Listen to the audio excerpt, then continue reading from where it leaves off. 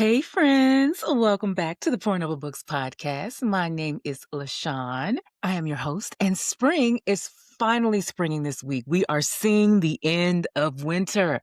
Of course, Atlanta didn't get the memo. There was a tornado warning yesterday at 6 a.m., and then by 7, it was 30s and we had sleet. Just trash, complete and utter trash. I am so ready for spring to get here so I can plant tomatoes, enjoy light layering, and enjoy those long evenings on my porch with a sparkling beverage and a good book. But alas, we probably won't get that consistently, at least until after Easter in a few weeks. But anyway, I was watching the Netflix teaser for Pride and Prejudice that's due out later this year, and it got me thinking about all of the Jane Austen inspired books or retellings that I love. I love Jane Austen, full stop. Just want to tell you that little quirk about myself. Pride and Prejudice and Mansfield Park remain two of my favorite classics that I revisit over and over and over again, at least once a year. I watch all the movie adaptations, but firmly believe that the BBC version with Colin Firth that aired on PBS is the best version of the book. I say what I said. Now, as I also said, I have a thing about books that are loosely based on Jane Austen books. Like I love modern retellings or the horror or the fantasy or whatever. I love them all. So I decided to share this quirky little obsession of mine with you today. I picked 2 books from 5 of my faves, which means Pride and Prejudice, Mansfield Park, Sense and Sensibility, Persuasion, and Emma. Kind of. Emma, sometimes I'm on the fence about Emma. Depends on the day. But anyway, let's get started. I'm just going to share a couple of books from each category, like I said, because it can get overwhelming. There are a lot of Pride and Prejudice retellings, but I wanted to get into a few others here. So let's get started. Starting with Pride and Prejudice. The first book that I want to talk about is Heartstone by Elle Katharine White. This is a faithful, meaning it's just like Pride and Prejudice retelling, but with dragons, friends. It adds all the fantasy elements to this, and this was just Chef's Kiss, and it is the first in a trilogy, in case you were wondering. It is Jane Austen meets dragons. It is a historical fantasy about pride, unexpected love. Let me tell you what it's about. After Griffins kill her sister, fiercely determined Eliza Bentane welcomes a band of riders hired to destroy the monsters threatening her home. Their leader, the arrogant dragon rider Alastair Darrett, is the last person she expects to clash with or feel drawn to. As wit and temper spark between them, a darker mystery begins to surface at Marybourne Manor, hinting that the real danger may be far older and sinister than the Griffins.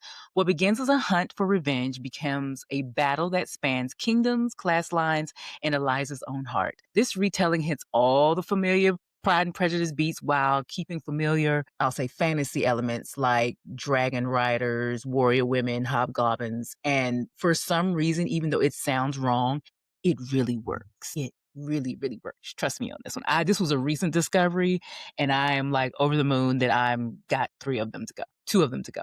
Anyway, the next book for our Pride and Prejudice retelling is Eligible by Curtis Sittenfeld. This is another modern Pride and Prejudice retelling that brings the Bennet sisters into the present day. Liz is a magazine writer in her late 30s living in New York City, but when her father has a health scare, she and her sister Jane head back to their childhood home in Cincinnati. While they're trying to deal with family chaos and a house that's literally falling apart, they meet Chip Bingley, a charming doctor who just came off a reality dating show, and his friend Fitzwilliam Darcy, a brilliant neurosurgeon who makes a pretty terrible first impression on Liz. But as we all know with Darcy, first impressions aren't always the first story. That sounds awesome. Okay, let's move on to Jane Austen's next book that I want to talk about to give you a retelling for, which is Persuasion. The first retelling that I want to get into for this book is Recipe for Persuasion by Sonali Dev. This one follows Ashna Raj, a chef who's trying to save her struggling restaurant and prove to her very critical mother that she hasn't completely failed. Her big chance comes when she joins a reality show called Cooking with the Stars, where the chefs are paired with celebrities. Sounds like a great opportunity until she's partnered with Rico Silva, a famous soccer star who also happens to be her first love and the man who ghosted her at one of the most worst moments of her life. As they compete on the show, their chaotic reunion goes viral, and suddenly everyone is rooting for the chemistry they're trying very hard to ignore. This was so good. This is also part of a series, The Rajas, and all of them have Jane Austen themes, I think, except for the last one.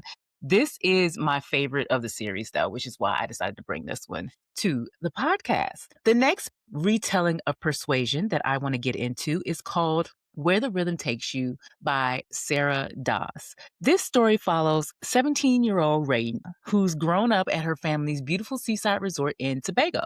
But since her mother passed away and her first love, Aiden, left the island to chase his musical dreams, the place that once felt like paradise has started to feel a little like she's stuck.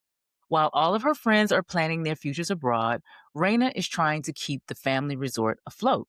And then Aiden suddenly comes back, now a famous DJ with a Grammy nominated group, two glamorous LA friends, and a life that looks very different from the one he left behind. That one is YA, just in case YA is not something you get into, which would be a shame because it is actually very good. The next Jane Austen book that I want to give you recommendations for retelling is my second favorite, Mansfield Park. The first book is This Motherless Land by Nikki May. This novel is a reimagining of Mansfield Park that moves between Nigeria and England and follows two cousins, Funke and Liv.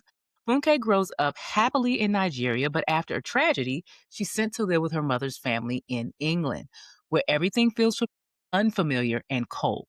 The one bright spot is her cousin Liv, who takes her under her wing, and the two grow incredibly close over the years.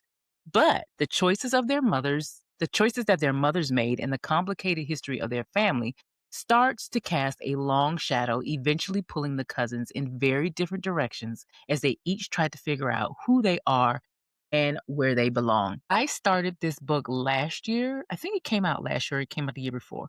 But I started this book last year on audio, and it was so good. The audio version is really very good, but for some reason at the time, it could not hold my attention for long. So I put it down. I didn't DNF it, but I put it down for now. I do that sometime with books. And just recently, I saw it in the library when I went to the library to pick up something else completely different. I saw it on the shelf and I was like, this feels like the time to get back into this book, but with a physical copy. So I am looking forward to continuing the story. I don't know if I'm going to start over or if I'm going to pick up where I left off. We'll see. I'll keep you updated. The second book for Mansfield Park is called Look Inside Seeking Mansfield by Kate Watson. This story follows 16-year-old Finley Price, play on Fanny Price, who's incredibly talented at directing theater, but much more comfortable staying behind the scenes. She's been living with her godparents since her father died, and her best friend is their son, Oliver, who's always encouraging her to step out of the shadows and chase her dream of joining the prestigious Mansfield Theater. But everything shifts when two teen movie stars move in across the street. As Oliver grows closer to one of them and the other starts paying attention to Finley, she's suddenly forced to confront her feelings and find the courage to finally step into the spotlight. This one is also YA, but it's cute. It really is cute. All right, let's move on to Sense and Sensibility, which I will admit it's my third favorite. I love the movie adaptation of this, the one with Emma Thompson, Alan Rickman, and what's her name? Titanic girl. Kate Winslet in it. That one was chef's kiss. That one was most excellent. Hugh Grant, yes, that was most excellent. I loved that adaptation of it almost as much as I love the BBC version of Pride and Prejudice. If it comes on, I will always watch it. Always. But anyway, let's get to our two retellings for this one. The first book is Sex, Lies, and Sensibility by Nikki Payne. Let me tell you what it's about. There's never a good time to learn you are your father's secret child, especially not at the reading of his will. With their father's affairs laid bare and Nora's sensible reputation in tatters due to a viral video scandal, she and her free-spirited sister have nothing left but a rustic inn in the middle of nowhere and each other. What's more, they need to revamp the inn before Labor Day or they lose it all. The two sisters roll up their sleeves and run the dilapidated inn, but must learn to work with the locals in this deliciously spicy novel inspired by Sense and Sensibility. It was deliciously spicy. It was. All right. The next book is Jane of Austen by Hilary Manton Lodge. Let me tell you what it's about. Jane and Celia run a tea shop on Valencia Ave in San Francisco, but after their father's business scandal, they lose their little shop. The sisters move to Austin, Texas to start again, and Jane meets an up and coming musician. Her romance drives a wedge between the sisters. Then Marine Captain Colin Beckett takes an immediate dislike to Jane's musical view. This Texas based retelling of Sense and Sensibility will delight all Austen fans. And yes, it was cute and delightful. I enjoyed it. The last book that I want to get into with retellings is Emma. Emma is not my least favorite, but it's at the bottom. Mainly because Emma Woodhouse annoys me. She annoyed me the entire time. And I will never, it is always hard for me because she annoys me. She annoys me. But anyway, still, it has merit and it's cute. And there are some really good retellings of it. Starting with Emma, a modern retelling by Alexander McCall Smith. Emma Woodhouse is imagined as a first century interior designer. When she moves home to launch her new business, she moves in with her father. Emma immerses herself in offering matchmaking advice to her friends, regardless of whether her friends ask for her help or not. At the center of a social circle that includes Harriet, Jane, George, and Frank, Emma dispenses advice ranging from texting etiquette to the best places to take a first date. Alexander McCall Smith preserves Austen's comedic sensibilities when it comes to one of her most difficult heroines. Yes, because Emma is difficult. It's like, but anyway, the second book I want to bring from this series is Polite Society by Mahesh Rao. The social mavens of Delhi know Ania Katura. Her matchmaking skills have found love for her aunt, and now she's out to find a match for Dimple, her socially inept friend. But life in Delhi is shaken by the arrival of her aunt's handsome nephew from America.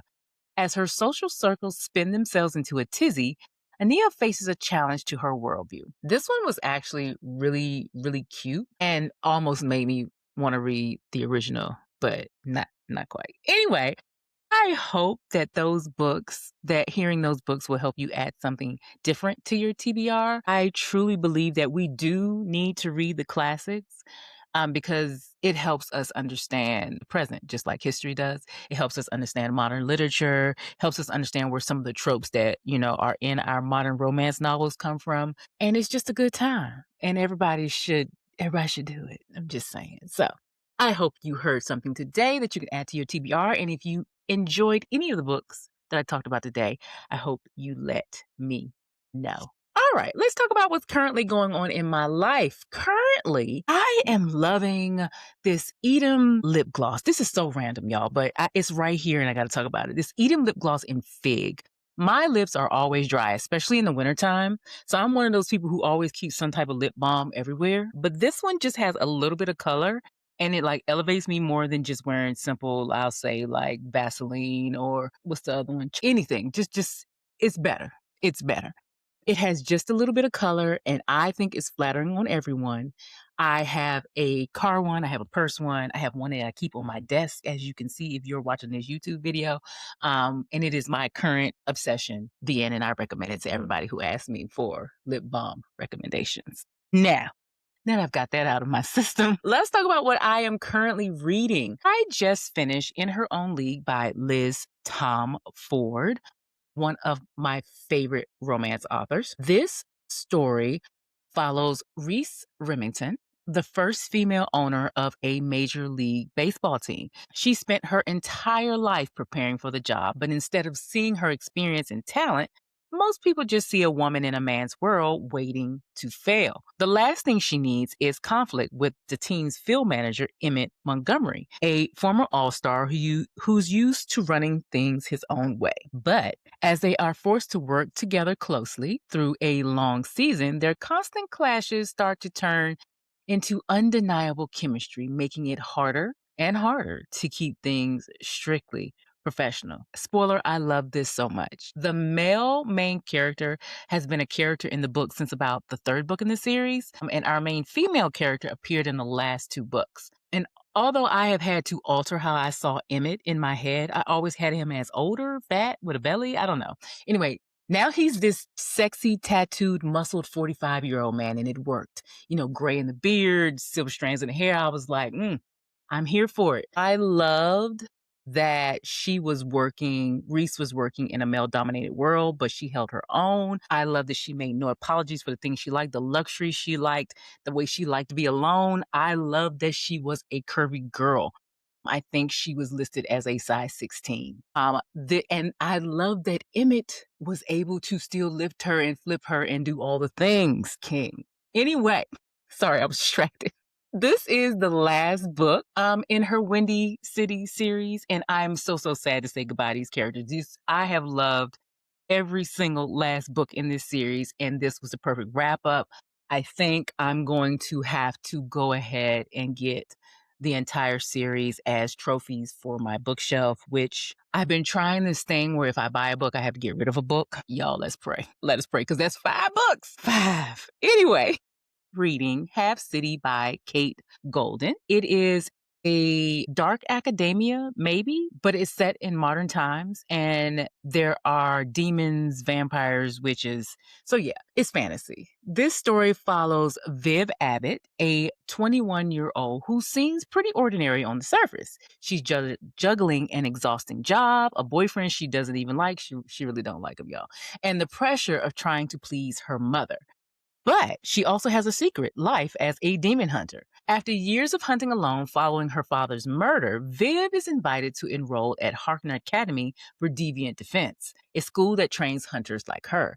For the first time, she has a chance to belong somewhere, but between mysterious events on campus, the secrets surrounding her father's death, and a dangerously charming demon she probably shouldn't trust, her first year might be a lot more complicated than she expected. I sort of spun the wheel and just opened up whatever book my finger landed on when I opened up my Kindle, and I'm so glad it landed here. It's like I said, a modern romantasy. I know a lot of people don't like the ones that are set in a modern world with modern things, but I love it. Love it. And I am fascinated by this book. I am trying to resist listening to it as I read. I'm trying something new where I'm just trying to read it slowly. And I need to talk about that on another episode about how I'm trying to take my time. But we're going to put a pin in that and talk about that next week, maybe. But anyway, so I'm trying to stick with just reading this one on my Kindle because I'm still listening to Song of Solomon.